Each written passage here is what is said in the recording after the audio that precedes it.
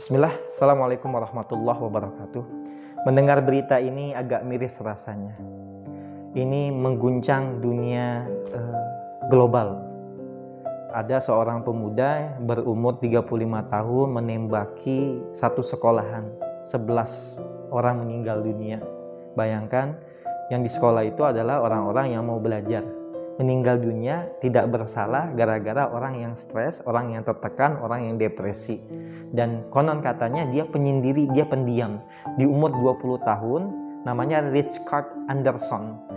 20 tahun dia sudah jauh dari orang tuanya, meninggalkan rumahnya, tidak ada interaksi, komunikasi sama sekali sama orang tuanya.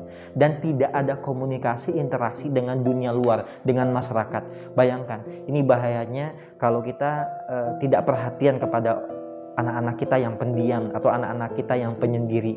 Akibatnya dia berdialektika dengan imajinasinya.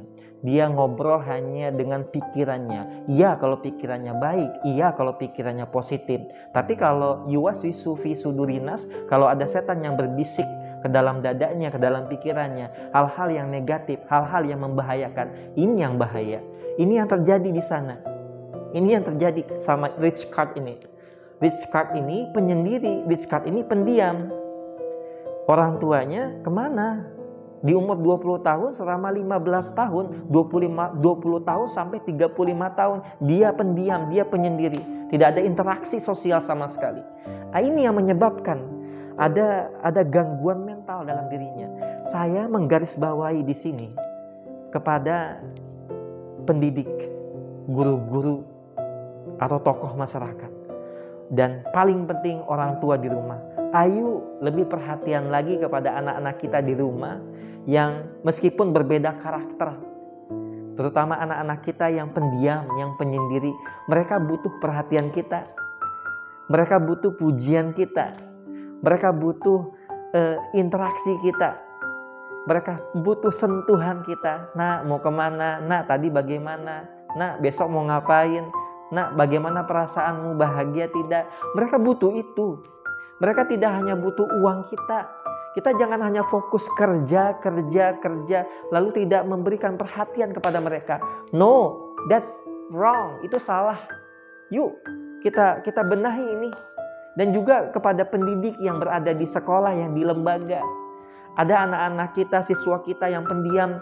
Jangan hanya perhatian saja kepada anak-anak yang aktif, anak-anak yang pintar, anak-anak yang cerdas. Tapi perhatian juga kepada anak-anak kita yang pendiam, yang penyendiri. Ajak mereka ngobrol. Buat mereka antusias dengan perhatian kita. Sentuh mereka dengan sentuhan komunikasi yang baik. Puji mereka, sapa mereka. Idza laqitahu fasalim alaihi. Bukankah itu adalah salah satu hak seorang muslim kepada muslim yang lain? Salam, sapa mereka. Assalamualaikum, selamat pagi, bagaimana kabarnya? Klakson mereka kalau di jalan. Begitu caranya. Jangan diamkan mereka. Jangan diamkan mereka sehingga mereka memendam sesuatu dalam dada mereka. Ketika mereka memendam dan tidak ada tempat untuk curhat, tidak ada tempat untuk bersandar, maka itu akan jadi bom waktu yang sewaktu-waktu akan meledak lalu menyebabkan bahaya. Itu yang kita tidak inginkan, itu yang kita tidak mau. Maka apa yang harus kita lakukan? Maka ayat yang berbicara wal kaziminal ghaiza, tahan amarah, ajarkan mereka bagaimana caranya menahan amarah, menahan emosi. Wal afina anin nas, lepaskan amarah itu dengan apa? Dengan memaafkan. Ajak mereka untuk memaafkan kesalahan orang. Jangan biarkan dendam, dengki, benci tertanam di sini terus. Dan bukan hanya sampai di situ saja. Bukan hanya menahan marah, bukan hanya memaafkan, tapi balas kesalahan orang lain, balas orang yang membenci kita dengan kebaikan. Wallahu yuhibbul muhsinin. Kebaikan.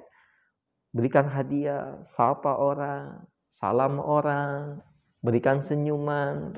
Itu, ajarkan mereka ketenangan diri, ketenangan mental. Baik, yang patut kita garis bawahi di sini apa? Yuk sama-sama kita benahi kondisi ini. Jangan ini sampai terjadi di Indonesia. Kejadian ini terjadi meskipun di Swedia, tapi jadi pelajaran bagi kita sama-sama. Yuk kita benahi pendidikan kita. Jangan biarkan anak-anak kita yang pendiam, anak-anak kita yang menyendiri, kita abaikan begitu saja. Mereka juga manusia, mereka punya hak untuk disapa. Mereka butuh kita, mereka butuh sentuhan kita. Sekian, mudah-mudahan bermanfaat. Assalamualaikum warahmatullahi wabarakatuh.